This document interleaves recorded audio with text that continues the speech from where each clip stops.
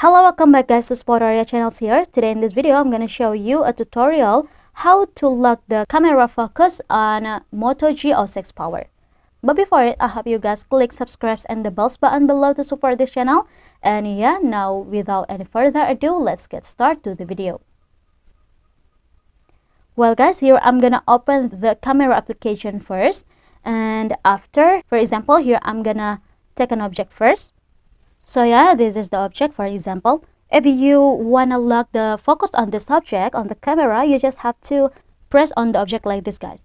And then here you will see the padlock icon, which means the focus is locked to this object. And if you want to unlock it, you just have to tap anywhere at the camera screen like this. And yeah, I think it's enough from me. Thank you guys for watching this video. Don't forget to leave your like and comments below, and I'll see you soon on the next one. Goodbye.